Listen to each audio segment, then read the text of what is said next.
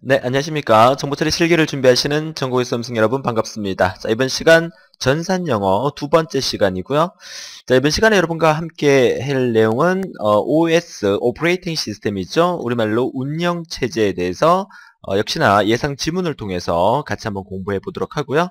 자, 컴퓨터 프로그래밍에 관련된 얘기 중에서 조금 난이도가 있는 지문을 제가 조금 가져왔어요. 그래서 일단 그 강의 전체가 전산영어 강의 전체가 그리 길지 않기 때문에 조금 난이도가 높은 지문을 여러분한테 보여드리면서 최고 난이도라고 할 수도 있겠는데요. 자, 이 부분을 한번 접하고 그리고 여러분 시험 치러 갔을 때 해석하는데 조금이라도 도움이 될 수 있을 것 같아서 보여드리는 거니까 수업 뒷부분에서 우리가 객체 지향 언어에 대한 부분도 프로그래밍 파트에서 한번 다뤄보도록 하겠습니다.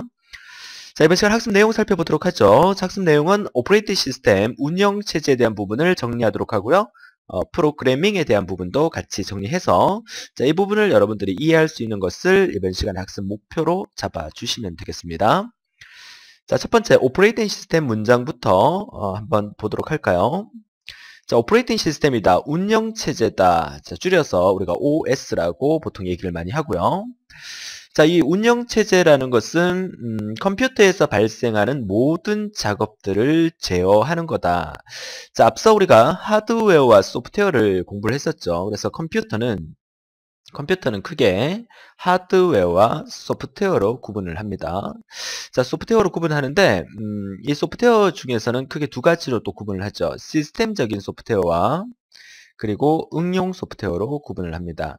자, 응용 소프트웨어라고 하는 것은 여러분이 잘 알고 계시는 어플리케이션, 그러니까 게임이라든지 뭐 워드 프로세서라든지 뭐 오피스 프로그램, 엑셀, 뭐 파워포인트 이런 대부분의 우리가 사용하는 프로그램을 응용 소프트웨어라고 한다면 시스템 소프트웨어라고 하는 것은 다른 말로 OS, 운영체제라고 하면서 이런 응용 소프트웨어를 할 수 있도록 도와주는 운영해주는 그런 프로그램을 우리가 오퍼레이팅 시스템이라고 하죠.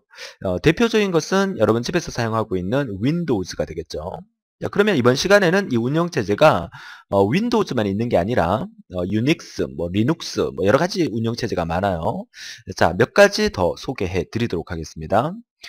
전산영어 지난 시간에 제가 많이 그 말씀을 드렸지만 이 부분에 대한 해석을 여러분들이 정확하게 해서 자 이렇게 이제 번역이 될 수 있는 능력은 여러분들이 제가 몇 개의 강의 안 되지만 이 강의 속에서 자꾸 해석하려고 노력을 해보세요.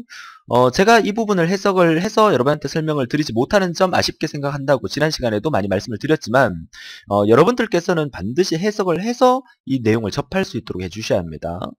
자, 그 이유는 뭐냐면 만약에 이 오퍼레이팅 시스템이라는 자체가 운영체제라는 말 자체를 이해를 못한 상태에서 이 지문을 들여다봤을 때 문장 속에 오퍼레이팅 시스템이 이렇게 나오면 말 그대로 직역을 하게 되면 오퍼레이팅 운영 구조? 운영 구조가 뭐지?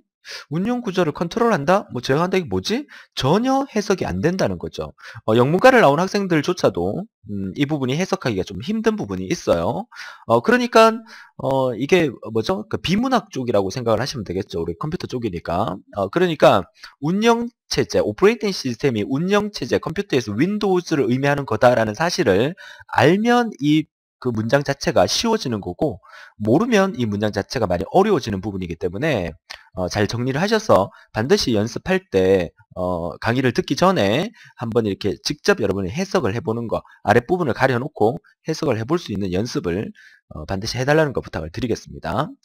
저는 이제 해석이 다 됐기 때문에 이 부분에 대한 그 설명을 드리도록 하죠. 그래서 운영체제는 컴퓨터에서 발생하는 모든 작업을 제어하는 프로그램이고요. 즉 OS는 다양한 소프트웨어와 하드웨어 장비 같은 컴퓨터의 대부분의 자원들을 관리해주는 역할을 하게 됩니다. 여러분 집의 컴퓨터가 아주 좋은 컴퓨터, 그러니까 현 시점에서 뭐 한 200만 원, 300만 원 되는 그런 좋은 컴퓨터를 여러분 집에 사뒀어요. 하지만 여러분 집의 컴퓨터에 윈도우즈가 없으면, 그러니까 운영체제가 없으면 그 컴퓨터를 켜봐야 아무것도 안 나옵니다. 그죠? 그래서 그 운영체제가 있어야만 하드웨어가 정상적으로 동작이 되고, 그리고 정상적인 동작으로 되는 하드웨어를 사용을 해서 여러분들이 응용 소프트웨어인 게임이나 또 워드 프로세서나 엑셀 같은 프로그램을 우리가 사용할 수가 있는 거겠죠.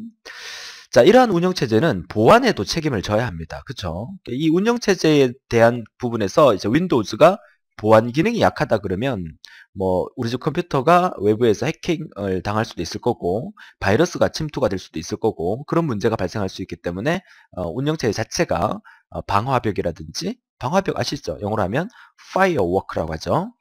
그런 방화벽 같은 것을 이제 운영체제에서 관리를 함으로써 외부 침입을 막아줄 수 있는 그런 기능도 할 수 있어야 된다고 얘기를 하고 있습니다. 예로 권한을 부여받은 사용자만 컴퓨터에 접근할 수 있도록 허용함으로써 권한이 없는 사용자로부터는 시스템을 보호하게 되고요. 자, 이러한 운영체제 종류에는 유닉스, 그리고 리눅스, 그리고 윈도우즈와 같은 운영체제는 오늘날 컴퓨터에서 가장 널리 사용되고 있는 운영체제고 시스템이다. 이렇게 오퍼레이팅 시스템에 대한 정의를 내려주는 지문을 같이 한번 봤습니다. 반드시 여러분들은 해석을 해서 이 결과를 다시 한번 정리해달라는 거 부탁드리면서 다음 페이지 보도록 하죠. 자, 그렇다면 방금 앞서 이제 말씀드렸던 대표적인 운영체제가 윈도우즈부터 본다 그러면 우리가 대부분 우리 집의 컴퓨터에서 윈도우즈라는 운영체제를 가장 많이 쓰기 때문에 현 시점에서는 윈도우 8이 대부분 많이 쓰고 계시겠죠. 과거 윈도우 7 또는 윈도우 98, 뭐 윈도우 XP 많이 썼지만 최근에서 윈도우 8을 많이 쓰고 있는 추세입니다. 물론 이 강의가 뭐 2014년, 2015년 이후에 이 강의를 듣고 계시는 분이 혹시 있다면 뭐 윈도우 9이라든지 또는 새로운 이름의 어떤 운영체제가 나와 있을 수도 있겠죠. 자, 이런 윈도우즈는 개인용 컴퓨터, 우리 영어로 얘기할까요? 퍼스널 컴퓨터라고 하죠. PC. 자, 개인용 컴퓨터를 위한 OS 중에 하나이며 전 세계 개인용 컴퓨터의 90% 이상을 차지하고 있고요. 자, 윈도우는 맥킨토시 컴퓨터와 마찬가지로 GUI 환경을 지원한다. GUI라는 환경이 그래픽 유저 인터페이스로서 과거에는 이제 CUI 환경에서 사용을 했었죠. 이 CUI 환경의 운영체제는 여러분 들어본 적 있으실지 모르겠지만 그 MS-DOS라고 해서 DOS라는 거 있었어요. 그러니까 디스크 오퍼레이팅 시스템이라 해서 MS-DOS라고 그랬었는데 나이가 조금 있으신 분들은 아마 이 DOS에 대한 개념을 조금 알고 계실 텐데요. 과거 이 도스에서는 그 우리가 프롬프트 C라는 이 프롬프트에서 뭐 dir이라는 명령을 쓴다든가 뭐 이렇게 엔터를 쳐서 그 결과값을 얻었기 때문에 이런 텍스트화 시켰어. 그러니까 캐릭터화 시켜서 명령을 내렸다면 오늘날의 이 윈도우스나 뭐 맥킨토시에 사용되는 이런 윈도우스나 우리가 쓰는 유닉스, 뭐 리눅스 이런 그 CUI 개념의 운영체제는 마우스로 어떤 아이콘을 이제 더블클릭해서 실행시키는 그런 환경이 있기 때문에 우리가 그래픽 유저 인터페이스다 이렇게 용어를 쓰는 거죠. 자, 멀티태스킹을 제공한다는 말, 멀티태스킹이 뭡니까? 우리말로 하게 되면 다중작업이죠. 무슨 말이냐면 여러분이 윈도우즈 바탕화면에서 시작 버튼이 이렇게 있고 바탕화면에서 엑셀을 띄워놓고 또 파워포인트를 띄워놓고 또 인터넷을 띄워놓고 그리고 이 세 개의 작업을 동시에 할 수가 있잖아요. 그죠? 그러니까 이런 것들을 우리가 멀티태스킹이다. 이렇게 얘기를 하죠. 과거 이 도스 운영체제에서는 그게 불가능했었어요.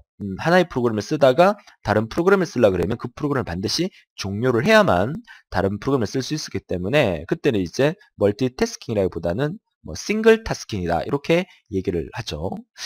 자, 윈도우즈가 우리가 대표적으로 쓰는 운영체제이기 때문에 윈도우즈부터 먼저 설명을 드렸던 거고요. 그 외에 우리가 유닉스라는 운영체제 있습니다.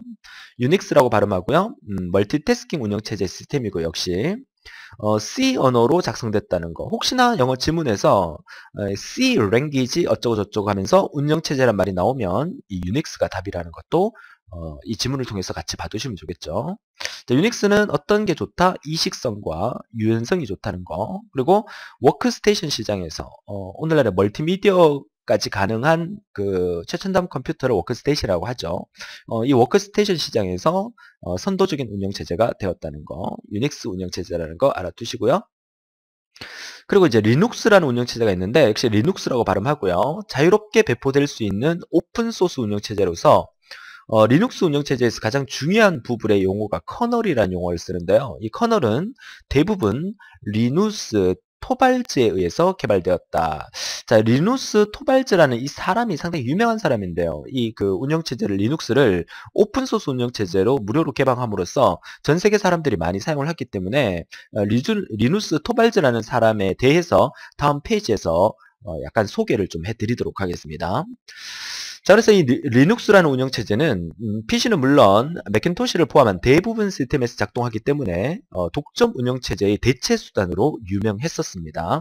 하지만 마이크로소프트사에서 윈도우즈가 전 세계를 장악하면서 빌 게이츠가 운영하는 MS사죠. 전 세계를 장악하면서 큰 빛을 발하지는 못했지만 아무튼 우리가 대표적인 운영체제 세 가지를 들으라면 유닉스, 리눅스, 윈도우즈로 들 수 있다는 거.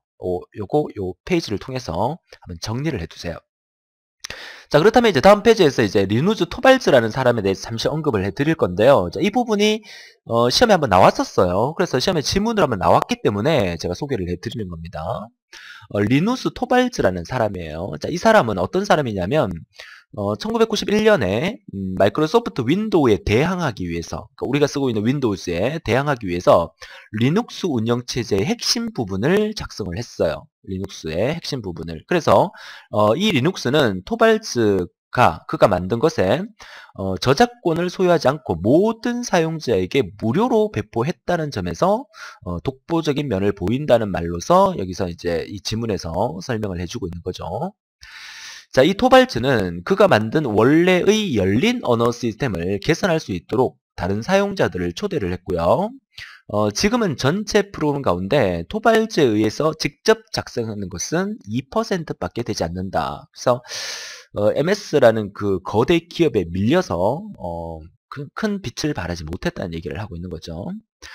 그의 최근 업적은 인텔과 경쟁하기 위해서 트랜스매터에서 크로스오 칩을 개발한 것이다까지 해서 이 문장을 통해서 한번 정리를 해봐 주시는데 역시나 한번 말씀을 드리지만 영어 해석이 되시는 분들도 이 부분을 해석을 하게 되면 리누스 토발즈라는 사람의 업적에 대해서 얘기하는 것 같다라는 그 느낌은 있지만 구체적으로 이 부분들이 해석이 잘 안 될 수가 있기 때문에 우리가 리눅스라는 운영체제를 리누스가 개발해서 만들었다는 의미를 이번 강의를 통해서 안다면 이와 비슷한 형태의 예문이 나왔을 경우에 여러분들은 그 연상해서 추측해서 해석이 가능하고 답항에서 찾을 수 있는 능력을 키울 수 있는 부분이기 때문에 이런 부분을 제가 언급을 또 해드린다는 얘기를 해드리고 있습니다.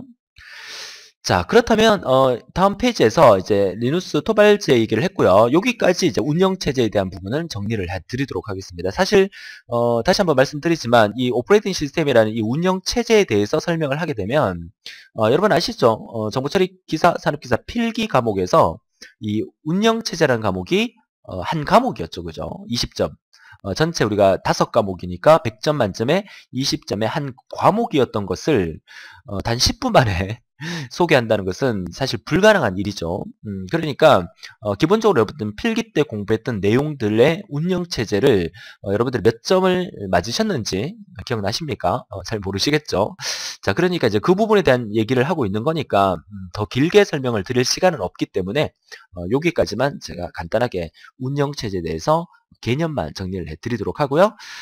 뒷부분에 이제 프로그래밍에 대한 얘기를 하기 위해서 OOP라는 프로그램, 오늘날 보편화되고 있는 이거 뭡니까? 우리말로 하게 되면 객체 지향 프로그램이죠. 객체 지향 프로그래밍이다. 이렇게 부르는데요. 사실 그 컴퓨터 프로그래밍이라고 하는 것은 기본적으로 몇 가지 정리를 하게 되면 컴퓨터 프로그래밍은 크게 두 가지로 구분하죠. 그 첫 번째가 고급 언어입니다. 고급 언어. 그 다음에 이제 구분하면 이제 저급 언어로 구분이 되겠죠. 이것도 역시 여러분들이 전자계산기 구조 과목에서 언급을 했던 부분인데 고급 언어는 어떤 언어죠? 그렇죠. 인간 중심의 언어죠. 인간 중심의 언어고 저급 언어는 기계 중심의 언어예요. 그래서 기계 중심의 언어 중에서 대표적인 언어가 이제 기계어가 있고 그 다음에 또 어떤 언어가 있죠? 어셈블리어라는 거 있죠. 어셈블리어. 이런 거 있고 나머지 이제 고급 언어 중에서는 여러분 잘 알고 계시는 C 언어, 뭐 C++, C++, 그리고 뭐 베이직 또는 뭐 파스칼, 뭐 포트란 뭐 이런 언어가 쭉쭉 있죠. 자, 이런 언어 중에서 오늘날 이제 객체 지향 형태의 언어 중에서 뭐 C 언어라든지 또 그 비주얼 베이직이라든지 이런 언어들이 이제 객체 지향 언어로 이제 부각이 되고 있는데 사실상 이 프로그래밍 언어가 뭐 새로운 게 개발됐다고 해서 한 번에 바꿀 수는 없어요. 왜냐하면 현존하는 프로그래머들 있죠. 현존하는 그 프로그래머들이 C 언어로 그 회사의 대부분의 시스템을 C 언어로 프로그램을 다 만들었다는 얘기죠. 자, 그렇다고 해서 새로운 프로그램이 나왔다 해서 그 회사에 만들어진 프로그램을 다 뒤엎고 새로운 프로그램으로 그 회사의 프로그램을 다시 만들기에는 너무나 많은 시간과 비용과 노력이 든다는 얘기죠. 그러니까 그런 프로그램을 함부로 바꿀 수가 없기 때문에 새로운 프로그램을 도입됐다고 해서 그걸 바로 쓸 수 있는 상황은 좀 아닙니다.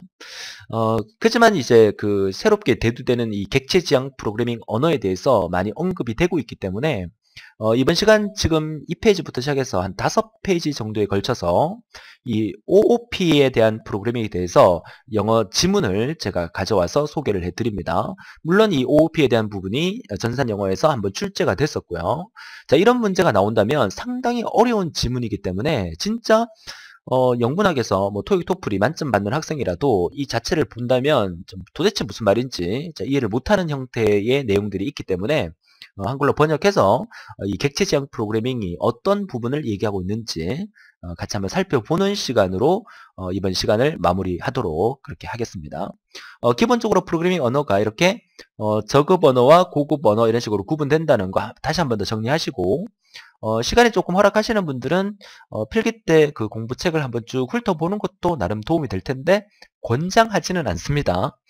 전산영어 과목이 만점이 10점인데 그 10점 때문에 필기책을 꺼내서 전체를 다시 한번 보라는 얘기는 감히 드리지를 못합니다. 그래서 혹시나 전 과목을 마스터하셔서 자신 있으신 분들이 정보처리 실기에서 100점 만점을 목표로 하시는 분이 혹시나 계시다면 한번 해보라는 얘기를 드리고 싶네요. 자, 그러면 이제 본격적으로 한번 읽어보도록 하죠. 자, 이 객체 지향 프로그래밍 OOP는 기능보다는 객체 또는 논리보다는 데이터 위주로 구성되어 있는 프로그래밍 언어의 모델이고요. 자, 이 부분에 대해서 한번 번역을 한번 해보세요. 역사적으로 프로그램은 데이터를 입력받고 그것을 실행하여 출력을 생성하는 논리적인 절차로 간주되었죠. 맞잖아요, 그죠? 프로그램을 데이터를 입력받고 우리 알고리즘에서 처음에 시작할 때 순서도에서 데이터 입력받고 처리하고 그 다음에 맨 마지막에 출력하는 이런 논리로 우리가 알고리즘을 배웠고 공부를 했었잖아요, 그죠? 다 까먹었어요, 벌써? 우리 알고리즘 그 파트, 알고리즘이 30점입니다. 30점. 그리고 데이터베이스 30점입니다. 지금 제가 이게 전산 영어나 신기술 동향을 강의를 하면서, 카메라를 바라보고 여러분에게 제 모습을 보여드리면서 카메라 강의로 보내드리지 못하는 점, 너무너무 안타깝게 지금 생각하고 있거든요. 나중에 진짜로 이제 그 전자제품 중에 100인치 TV나 이런 거 아주 이제 화질을 선명하게 담을 수 있는 게 있다면 이렇게 촘촘한 지문들이 카메라에 다 담겨서 여러분한테 보여드릴 수 있다면 제가 직접 나서서 카메라 강의로 여러분한테 이 내용을 보여드리면서 저의 어떤 두 주먹 불끈 쥐고 지금 강의하고 있는 이 모습을 보여드리고 싶은데 그러지 못한다는 점 너무너무 아쉽게 생각을 하는데 아무튼 이 알고리즘과 데이터베이스 카메라 강의에서 제가 좀 그 액션을 좀 취해가면서 또 정말 여러분의 그 합격을 기원하면서 강의했던 그 저의 모습을 상상하시면서 이 강의를 들으세요. 아시겠죠? 상상이 됩니까? 나중에 이제 기출문제 강의 또 마무리하실 때 카메라 강의에서 저를 다시 보시겠지만 자나깨나 진짜 솔직히 말씀드려서 자나깨나 이번 시험에 공부하고 계시는 여러분들이 꼭 합격하기를 늘 기도하고 있다는 거 진짜 인사 멘트가 아니라 제 진심이라는 거 좀 받아주셨으면 좋겠고요. 아무튼 남은 기간 최선을 다하셔서 꼭 합격의 영광을 누릴 수 있도록 그렇게 해주세요. 자, 무슨 얘기가 늘 빠졌죠? 네. 그러니까 이제 컴퓨터라는 거, 우리 기본적인 알고리즘은 입력받고 실행하고 출력하는 형태의 논리적 절차였지만, 프로그래밍에서 가장 어려운 부분은 데이터를 어떻게 정의할 것인지가 아니라, 이런 논리적인 연산을 어떻게 풀어낼 것인지에 달려있는 것으로 여겨졌습니다. 그죠? 자, 그래서 이 객체 지향형 프로그래밍에서는 그 어떤 객체를 다루기 위한 논리보다는 우리가 다루고자 하는 그 객체에 더 신경을 써야 된다. 이 객체에다가 더 신경을 써야 된다 하는 관점에서 만들어졌고요. 그래서 이 객체라는 얘는 우리가 그 데이터베이스 시간에 많이 만들었던 이름, 주소 등으로 이렇게 기술된 이런 그 데이터베이스의 어떤 릴레이션을 얘기하는 거죠. 테이블.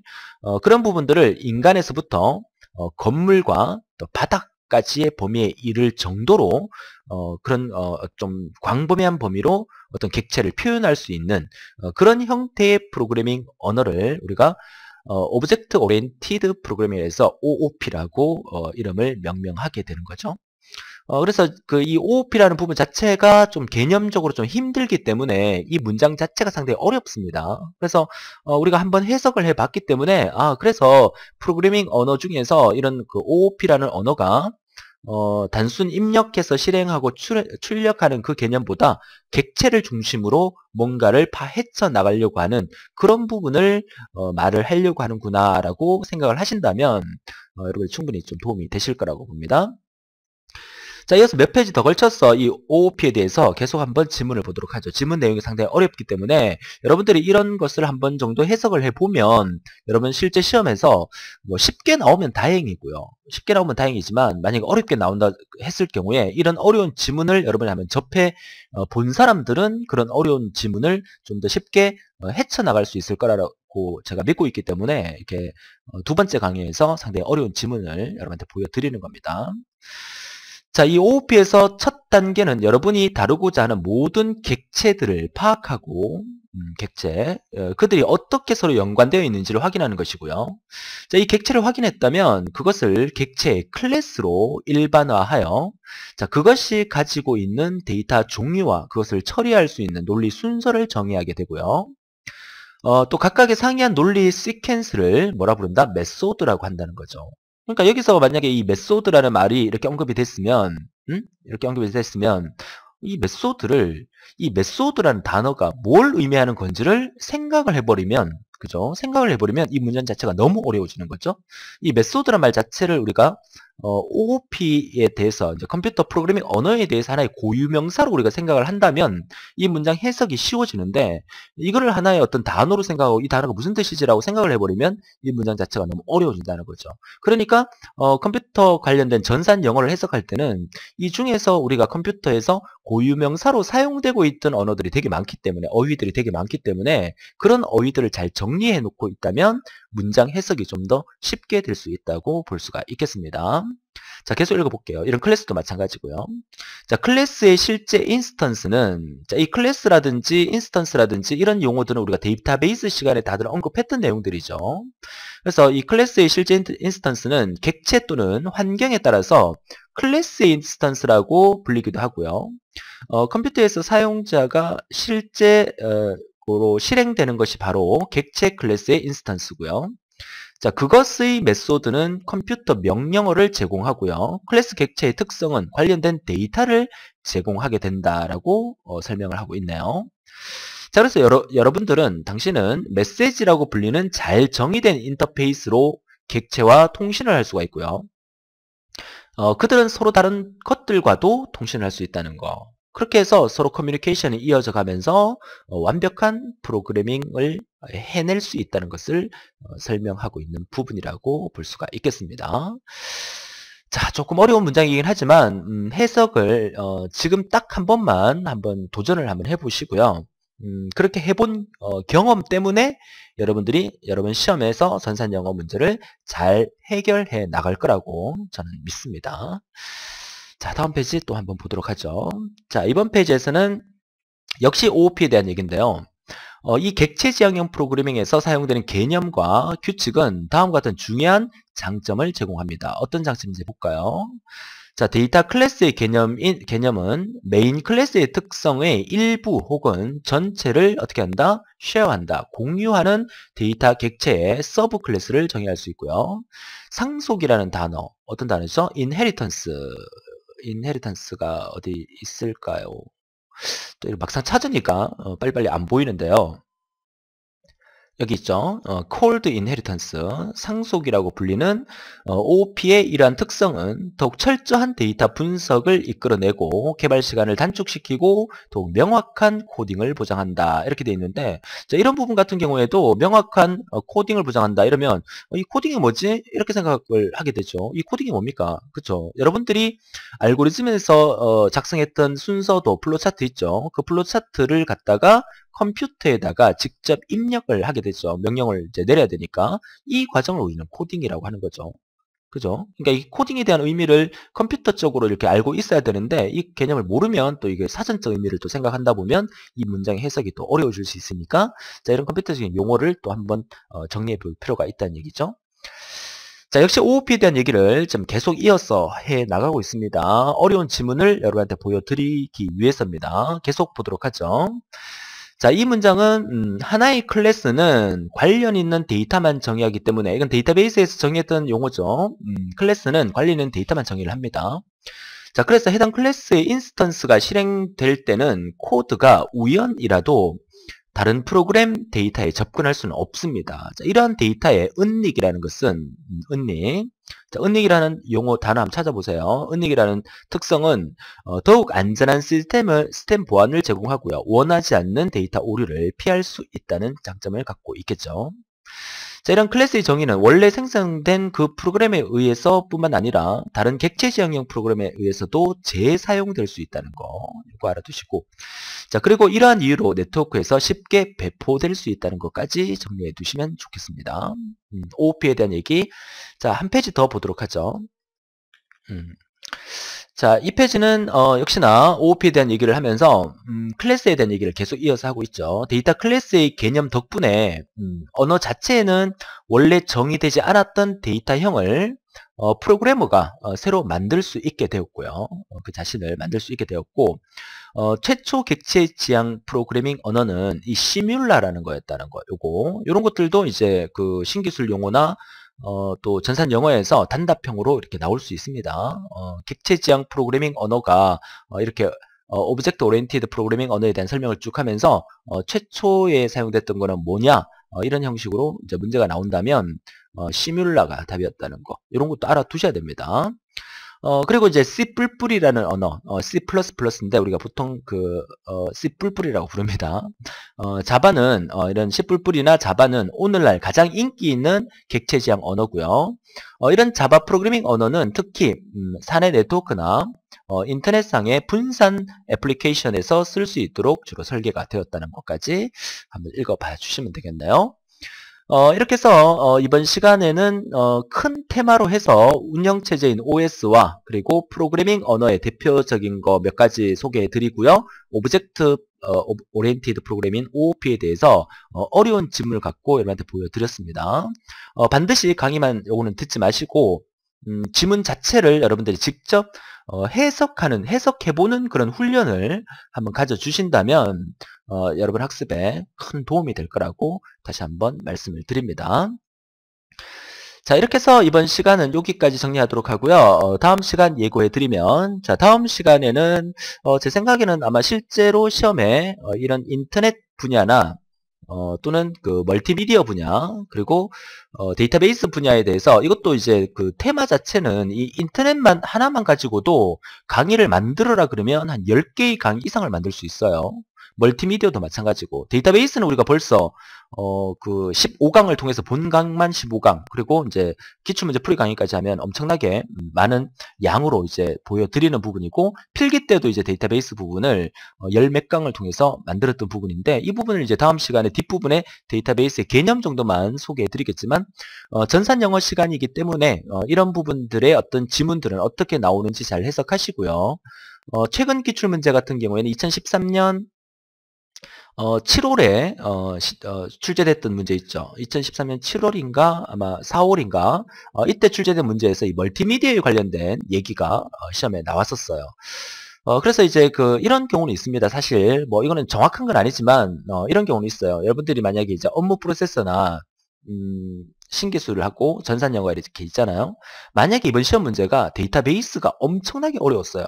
듣도 보도 못한 게 나왔었어요. 그죠? 그랬을 경우에 절대 당황하지 마세요.